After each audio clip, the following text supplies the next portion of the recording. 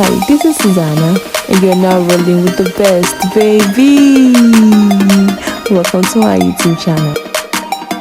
Hi guys, this is Susanna. Welcome back to my YouTube channel. Like I promised, today I'm going to be doing a video on how you can get started in tech, even if you don't have any technical skills.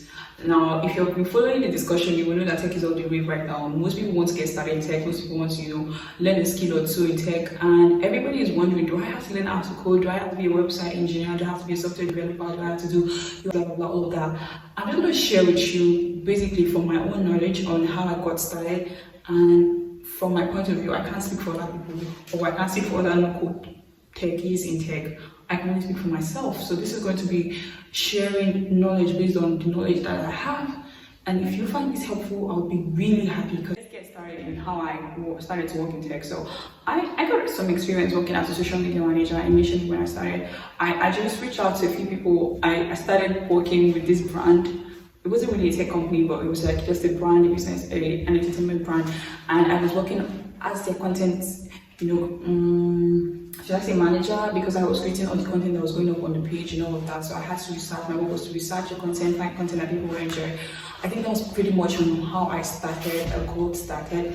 As time went on, I wanted to increase my pay because I needed that skill, that particular job to, have like a should I say, like, build my portfolio, have something to reference. And before then, I also did some writing gigs.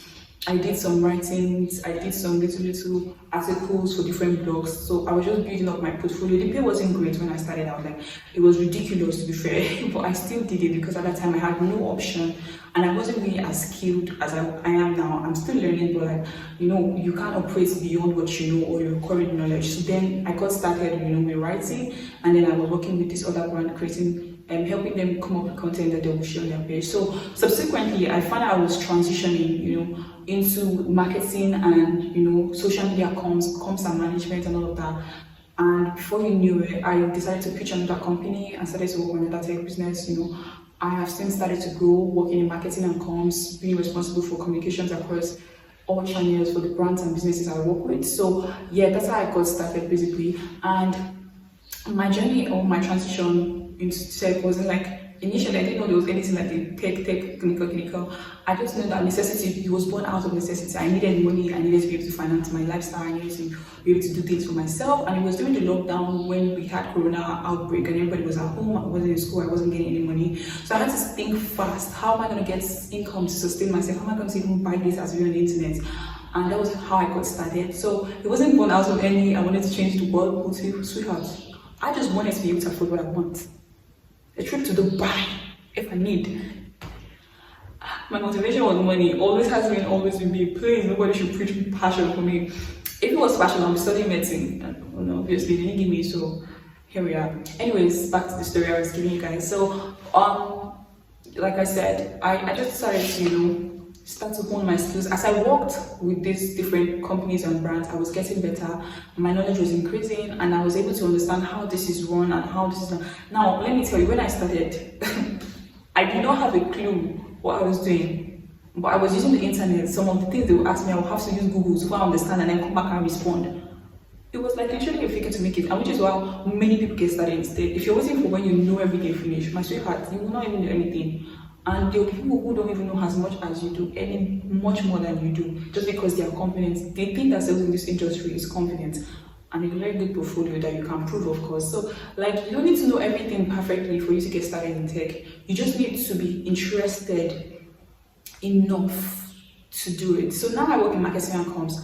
There are other parts of tech that are like no code, where you don't need to code. I have never written a line of code in my life, yet I have been sustained in the past 2 years by what I do. So yes, you do not need to have you don't have to code. You don't. What I did and how I was able to effectively transition to tech was this. On Twitter, I got more active. And then I started to follow people who were industry leaders in tech and who would need the skills I had at the time. And I was just monitoring their tweets. From the tweets they make, I was going to understand, okay, this person has a company, this is what they do, how can I help them? And then I would follow them for like maybe a month or so. And then I'll stalk their Instagram if I need to. I'll stalk their LinkedIn. I'll go to their Twitter and just follow their tweets, turn notifications if I had to. And doing that was getting me acquainted with what they were interested in, so that when I draft my pitch, it will actually hit the nail on the head. Now, I did this consistently for all the brands I wanted to work with. I was particular about choosing where I worked because for so many reasons, I just wanted to work with a place where I had interest. Apart from the money, I also had interest in what they were doing, because for me, I can't do what I do love. I just can't. I like money, but still, I needed to be interested in what they were building for me to effectively, come in. So I pitched the people. Whenever I pitch them, most times I have like a 95% success rate, because I have spent time researching on these individuals, researching on what they're building. So when I draft my email, and then I bring my skill and how I'm going to help them, actually go straight to the point and actually hit the nail on the head. So that was how it worked for me in tech, and how I got started, and how I was able to learn some of the rules I landed. And so far, so good. It is the method that I always recommend to people who want to get started in tech. You want to have a Twitter account. It's important. If you don't have a Twitter account, you want to have a LinkedIn. These two places, I haven't been able to navigate using LinkedIn. So personally, I don't know how to, but if I want to, I would do it. But yeah, if you want to get started in tech as a no-code tech, you want to use a Twitter account. Follow people who are industry experts or who have tech companies, the decision makers in the companies you want to work with. So that when you are drafting that pitch email, when you are drafting that stuff, whether as whatever, they actually stop in their track, and you get their attention, and they're like, okay, this person might actually have something to offer. And if they say they don't have space for you right now, tell them you want to come in as an intern. Most times these tech companies pay their interns. They don't let you work for free. So that's like a plus on your side. You get to work and you also get to earn. Tell them you're coming in as an intern and you would like to still work as an intern, and for them to help you build your. I think at that time I used that intern thing to get into a lot of opportunities, because yes, why not? So a lot of them were interested in having me come on board as an intern, and then subsequently I was able to transition into their whole system after they saw what I could do for the thing. So yeah. Another thing would be researching on Google. You want to research on Google to know what particular areas of no-code tech you're interested in, because there are a lot of different areas where you specialize. Marketing and comms is what I do, but that's not just it. There are technical writers. So like everything that makes tech happen is not just the products or the people who build it. There's a whole team that is working together to actually make the product you see lovable, likable. The UX designers, UI designers, people who build those things, who work on those writings, who do those stuff. You see the copies, the ads, everything. So there's a lot of sectors. So you want to make sure you are in a sector you love and you can effectively handle or manage. So you want to use Google to Google these sectors, know what they are about, and then you want to take courses. You want to get certifications because you will need it somehow. I mean, not most companies are keen on your CVs. Most people want to see what you have done and what you can do. That's what they're particular about. So you want to get certifications. Udemy, HubSpot, Coursera, these places offer free courses for starters. Then before you know, you start to end, you start to take advanced courses. But yeah, you can get courses after you've decided what part of no-code tech you want to study in or you want to get started with, and then you just start to learn. It will take you like 2 weeks. There on YouTube too, there's like an army of resources. I use this website called this YouTube channel called Simply Learn. They offer you a lot of information for free. 7-hour courses, 8-hour courses, where you can just break it into bits and learn about what you're doing. Most of what you will need to know in no-code tech, you learn on the job. But then for the most preliminary or basic knowledge, you need to get a skill, you need to understand how these things work, and you can learn that on Google or on the internet.